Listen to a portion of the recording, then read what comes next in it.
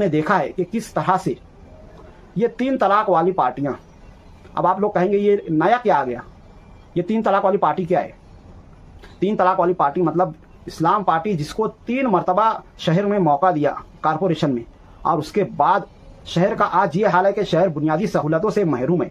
वो चाहे कितने भी झूठे वादे करें, कितना भी कहे कि हमने ये काम किया, हमने वो काम किया, पर शहर की आवाम को दिख रहा है अगर काम किया होता तो नदी के उस पार और नदी के इस पार कोई फर्क नहीं होता, बल्कि नदी के इस पार ज्यादा काम होना चाहिए था, क्योंकि 80% आवाम यहाँ की है, 80% वोटर्स यहाँ के हैं और 80% कारपोरेशन को टैक्स यहाँ की आवाम से जाता है। तो यहाँ पर जन्नत होना चाहिए था बनिस्बत नदी के उस पार के। अगर वाकई में 3 बार किसी को मौका मिला है और उसके बाद शहर का यह हाल है, तो जाहिर है शहर के अवाम ने ऐसे लोगों को 3 तलाक दे दिए। और इस्लाम में 3 तलाक का मतलब होता है हराम हो जाना। अब ये पार्टी शहर के आवाम के लिए, शहर के तरक्की के लिए हराम हो चुकी है,